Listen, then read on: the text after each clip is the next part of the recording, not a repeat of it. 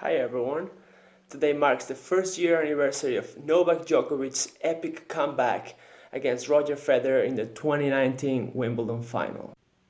Federer fans will never forget how the Swiss superstar squandered two championship points on serve late in the fifth set. In today's video, I'm gonna dig into how Federer made a brutal mistake in the infamous second match point. Here's the point. Federer connects a massive first serve down the tee, gets an attackable ball but hits a lackluster approach shot, so Djokovic effortlessly passes him. In tennis, to finish points at the net at an above average rate, you must abide by the following golden rule. You need to make your opponent take more steps than you do. In other words, the distance covered between your approach shot and your volley should be shorter than the distance run by your rival between the split step and contact. Let's watch the point again. Federer smacks a forehand, takes 6 steps, and yet he's barely inside the service line, nowhere near the ideal spot from where he'd have a solid net coverage. In turn, Djokovic needed only 2 steps to reach the ball and 3 to complete the full motion. Federer's forehand isn't weak by any means, but he should not be moving forward from such a deep position. Even if he had painted the line, Djokovic would have likely won that.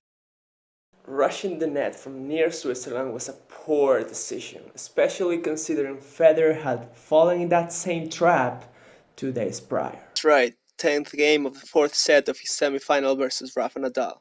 Exact same scenario. Federer is up a match point on serve, hits a big serve, they exchange a couple blows, and then the Swiss comes in from behind his own baseline after an inside-in forehand. Nadal naturally passed Federer with ease. It was never in doubt. Federer didn't even lunge at the ball. Federer needed 5-6 steps, whereas 2-3 were enough for Nadal. Too imbalanced to overcome.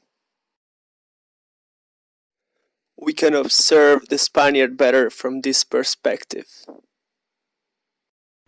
This ill-advised approach didn't cost Federer the match, but it could have easily been the case. The 8-time champion needed 5 match points to defeat the Spanish lefty.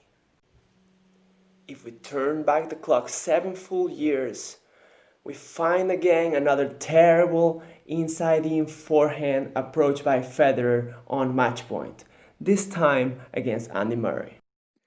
The lone difference between this point and Djokovic is that Murray miscalculated the distance he had to cover and hit a running forehand on a close stance, which forced him to take an extra step, affected his stability and, therefore, his accuracy. Federer was really lucky the Scots' passing shot sailed wide. Federer has a penchant for charging the net from way too far back, which doesn't cut it against the best retrievers in the sport.